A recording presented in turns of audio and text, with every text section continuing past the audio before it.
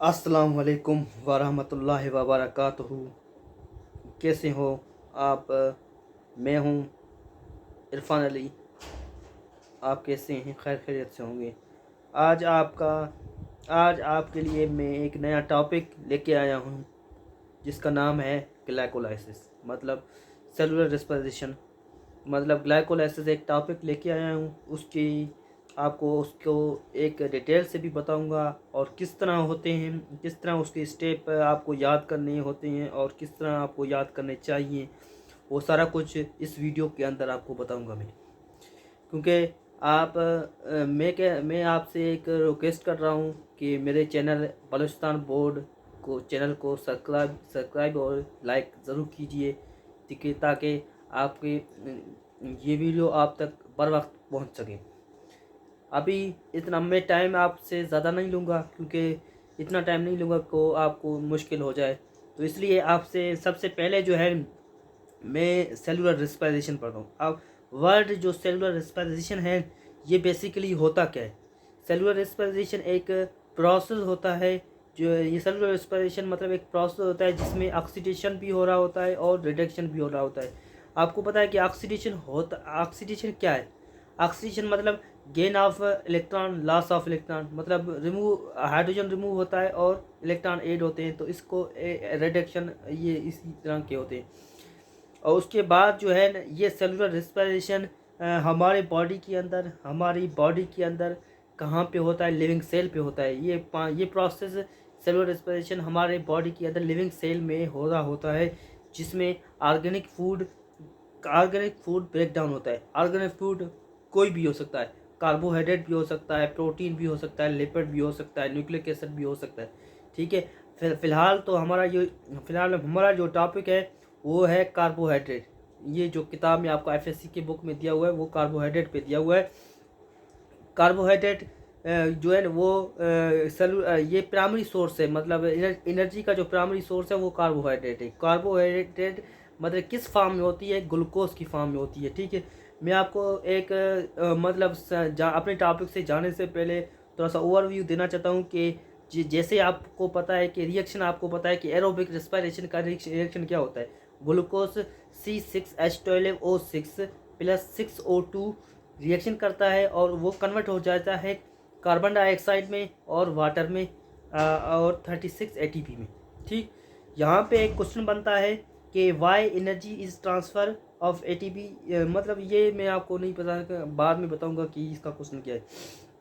ये जो aerobic respiration और फोटोसिंथेसिस आपस में अपोजिट रिवर्स प्रोसेस होते हैं। ठीक है।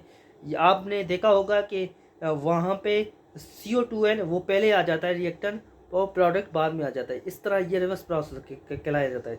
उसके बाद जो है रेस्पिरेशन के दो टाइप होते हैं, दो तरह के रेस्पिरेशन करते हैं। और हमारे बॉडी के अंदर दो तरह के होते हैं। एक एरोबिक रेस्पिरेशन होता है, एक एनारोबिक रेस्पिरेशन होता है। जो एरोबिक रेस्पिरेशन होता है वो माइटोकॉन्ड्रिया और ऑक्सीजन की प्रेजेंस में होता है। इनएरोबिक रेस्पिरेशन हमारे वो विदाउट ऑक्सीजन एंड माइटोकॉन्ड्रिया। अगर हमारे बॉडी के अंदर ऑक्सीजन ना हो एंड माइटोकॉन्ड्रिया ना हो तो फिर भी वो कौन सा प्रोसेस होता है? वो एनारोबिक प्रोसेस। हमारी बॉडी के अंदर कौन से सेल्स हैं जिनमें माइटोकॉन्ड्रिया और ऑक्सीजन प्रेजेंट नहीं होते हमारी बॉडी के अंदर? अब आपको पता है कि रेड ब्लड सेल में ऑक्सीजन और माइटोकॉन्ड्रिया नहीं होते हैं, उसमें एनारोबिकली होता है। जिस तरह ग्लूकोज से क्या बनेगा? फर्मेंटेशन होगा, फर्मेंटेशन से आगे लैक्टेट पड़ेगा, लैक्टेट आगे हमारे बॉडी के अंदर मसल सेल्स में जाएगा, जहाँ पे मसल सेल्स जमा हो के हम रनिंग करते हैं तो रनिंग में हम थक जाते हैं, क्योंकि हमारे मसल्स में जो है ना वेट स्टोर हो जाता है। ठीक है। मसल्स स्टोर हो जाते हैं फिर। ठीक है। इसके लिए कुछ दिनों के लिए हम सो जाते हैं, तो उसके बाद फिर हम फिट हो जाते हैं। ठीक है।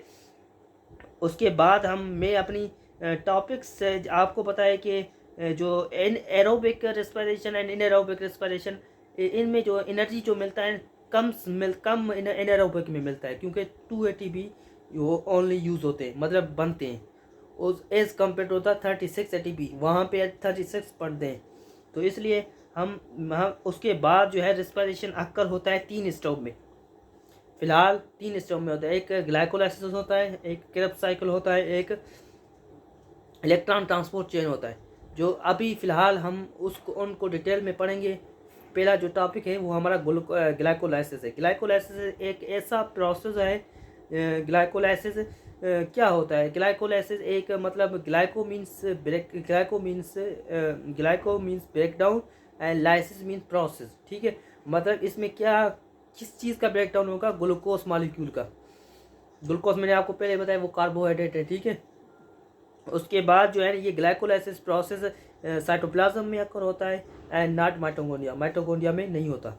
और उसके बाद आपको ये जो स्टेप है ये 2 स्टेप में कंप्लीट होता है। एक प्यूबर्टी फेस होता है, एक ऑक्सीडेटिव फेस होता है। जो प्यूबर्टी फेस किस तरह होता है? ग्लूकोज से जो ग्लूकोज कन्वर्ट होता है 2 PGL मतलब 2 फास्फोग्लिसराइड एल्डिहाइड में, और उसके बाद 2 फास्फोग्लिसराइड एल्डिहाइड पायरुवेट 2 पायरुवेट में मतलब 3 कार्बन कम 2 पायरुवेट मतलब 3 कार्बन मॉलिक्यूल होता है, उसमें कन्वर्ट हो जाता है।